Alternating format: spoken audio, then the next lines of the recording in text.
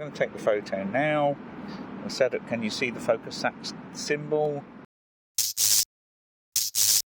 Welcome to Chromograph Photo Art Sluncher. How do you go from this and an idea in here to this finished calendar image? Keep watching to find out. I've driven down to a salubrious location known as Parr Market. The market itself, I think until probably the 1970s or 80s, was a speedway track. And I have a feeling in the wartime it may well have been an airfield, certainly as a large sort of area which is either tarmacked or been used for some purpose. But now it's home to the market. There's a children's play area, but it's also surrounded by belts of trees and grass, and there's another big open area, and those trees are in fact pines, oaks, and birches, which are ideal for fungi in this time of year. It's November, and that's what I'm looking for. I had a recce yesterday with my phone, a long walk because I had to drop my car off. Now I picked the car up, brought the Fuji XT-2 with me, so no film cameras today. I'm going to try macro images of the fungi. I've seen some interesting ones.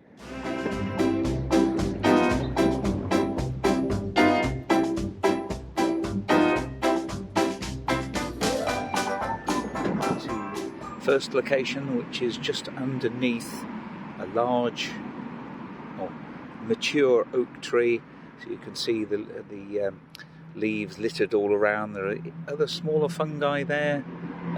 This is a good cap because it doesn't look chewed or destroyed in any way. You can see it's a rich sort of flora on its base. There's lots of lichens, which will be attached to the tree, fallen down, grass underneath, but it's not too well trafficked, so there's little evidence of human destruction, because in a lot of places where fungi come up, they get trampled or picked or destroyed by humans. So I'll show you this tree, which is a typical mature stag-headed oak tree. Been here quite a long while. So here we are. And I've set up the Fuji just adjacent with the 55 to 200 on to start with, and it's more or less full extension. I'm going to try and focus stack manually to start with, and then I'm going to try an automatic focus stack, see whether we can get, because obviously these are very three-dimensional things. You can see that where I am pointing the camera, the front of the cap of the fungus is very much closer than the stem, and that makes a lot of difference at these ranges. So if I focus on the front, even f11 or f16, it won't be in focus towards the back of the cap or even on the stem. So focus stacking is the way to go. What I don't want to do is have the background in focus as well. We'd like that. ISO 200, and that's just slightly dark, 1/125th. 1/60th, that's about right. You can see the histogram there, smack bang in the middle. There aren't any really bright highlights. The foreground is out of focus. There's a bit of green to the right, and it's sort of grey to the left. So it might be an idea just to shift the composition, but actually I'm more or less pretty happy with that. So without further ado, let's take a picture. Self-timer set. No. One of the negative points of the Fuji, self-timer has a habit of turning itself off when you need it, but it only takes 2 operations to clear that, and we're back to normal. So there we are. I'll carry on with the rest of this focus stack, and then I'm going to go on to do an automatic focus stack, and then crack out the macro lens and see if we can get a different result. But I do like the background here. It's sort of evocative of woodland floor, but not really too cluttered, and that is often the problem with actual woodland floors, in that they are full of all kinds of clutter that makes it difficult to see what you've got to photograph, and then you've got to do a lot of gardening to try and clear away debris, and that's kind of not ideal. So anyway, let's get on. Right, hope you can see me. So, all set up again. Having to reshoot because I'm looking at the last image. There was a small fly alighted on it, which won't be in focus. So we're going to redo things. Lots of small flies here. Here we go again. Oh, 2-second delay. Now there's a little spider on my camera screen. Always good to have an insurance shot. Right, we're done.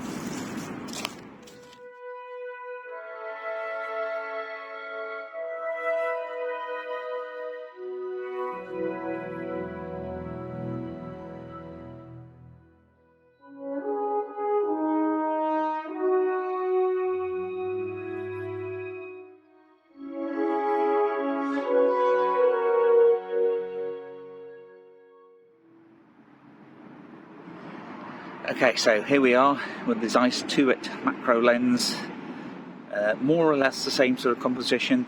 I've had to move some leaves because they were reflecting and giving me really bright specular highlights, although the sun has now temporarily gone in, so it's less contrast.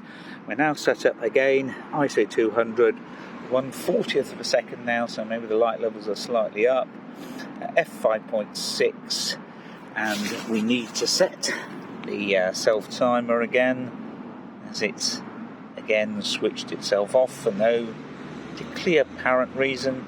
Fuji, do sort it out. Now I'm going to take this shot again. We're focus stacking as we're this close with the macro lens. I think it makes sense to do it the proper way. Hopefully no artifacts. It's a fairly smooth shape. So I'm going to take the photo now. Set up, can you see the focus stack symbol? So there we go, 2-second delay, and there we go, all done.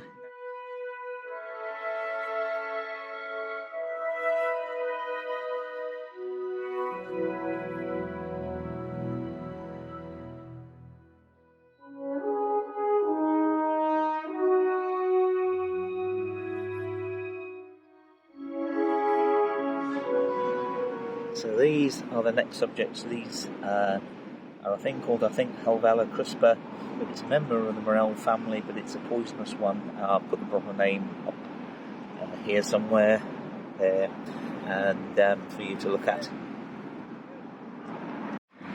Okay, here we are, set up for our next shot, and we're at 1/80th of a second. F5 still at ISO 200, focus stacking 10 frames at the moment because we're down at an angle slightly, and I want to get the whole of the stem or the stipe in focus, and I've just spotted something I want to remove. And hopefully that should be a decent image. As ever, self-timer, and there we go, 2-second delay.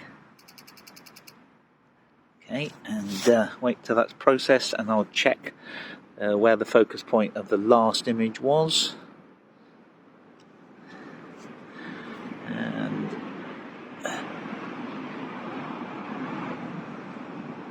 down, looks like the base of the stem fairly well in focus, in fact slightly beyond it, so I think we're going to be okay with that.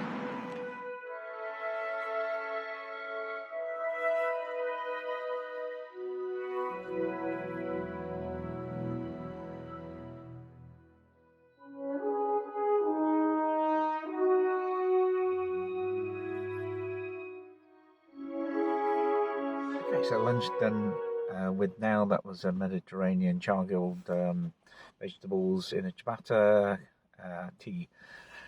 Main thing is I'm warmed up now and ready for the afternoon. Time's getting on, it's getting on for 3 o'clock now. We've only really got about an hour of decentish light left before sun heads towards the horizon for 5ish. So I'm going to probably do one more composition round here, find something I think is interesting because there's lots of fungi.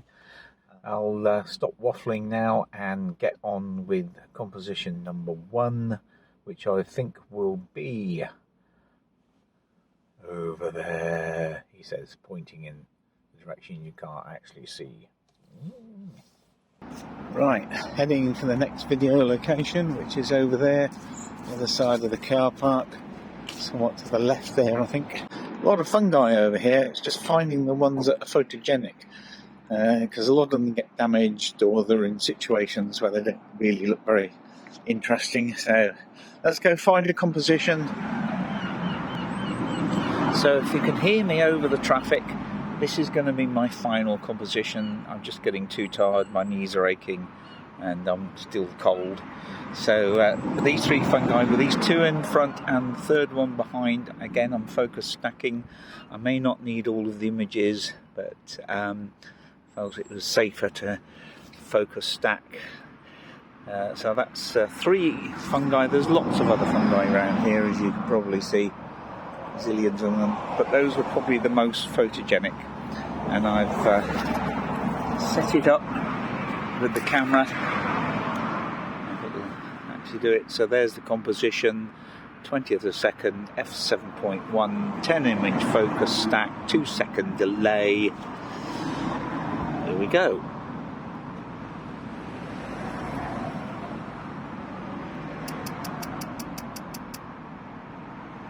And let's just review the final image, which will tell us where the point of focus ended up. And yes, I think that's about right.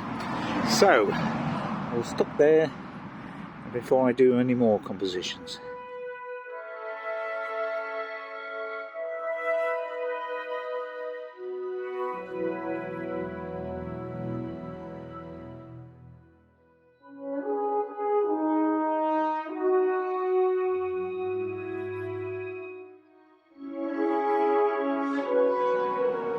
Okay, so I lied. One final composition, this group of three, I suppose what I would consider a chanterelle type. I'll put the ID up on screen or below when I get it. I think they make quite a nice group, and there's not too many distractions behind. There is one fungus creeping into frame, but I think I'll be able to darken that down in post. So again, I'm at 13th of a second, f7.1, 10 image focus stack. Let's go.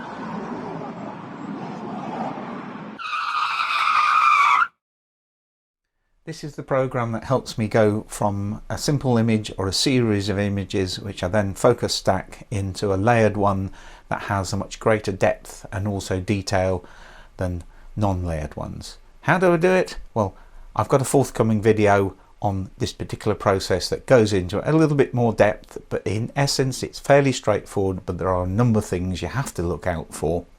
So keep watching, come back for the next video. I've got a couple more in the pipeline looking at this type of thing, and once again we're coming around to that time of year when photographing fungi and things that come out the ground is probably my main interest. Thanks for watching.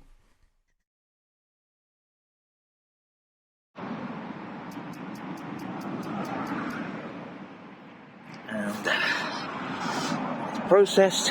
We'll check the final image in the stack.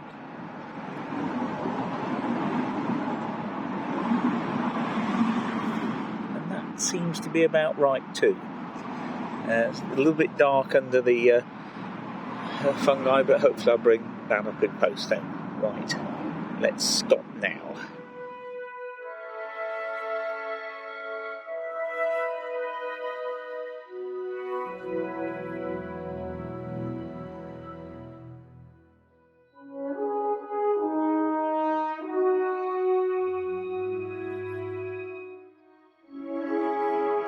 So there we are, a day of photographing fungi in a local location. That was a lot of alliteration, or a lit of lotteration.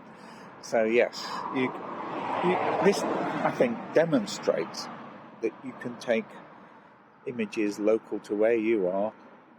You don't have to drive hundreds of miles to find interesting subjects. You just have to look around you and see what's there. In this case, loads of fungi, but I know that they're also within a short distance from here, and I'm sorry, I I think you can hear the road noise. It's literally 10 yards from the road here. It's a busy road. But yes, there's natural history to be observed and seen and enjoyed and photographed. And so just keep your wits about you. I'm sure I'll be back at this location another time, perhaps next year, perhaps later this year. But anyway, I'll put any images up which I think are decent. If they aren't, you won't see them. But then you won't be seeing this vlog either. So, hey ho, I hope you like the images. Thanks for watching. Back soon. Bye for now. How you can get this calendar is in the description below. Please go there and support Cornwall Wildlife Trust in its good work of helping to conserve, preserve and expand the natural history of Cornwall, which is, like everywhere else, under threat. Thank you.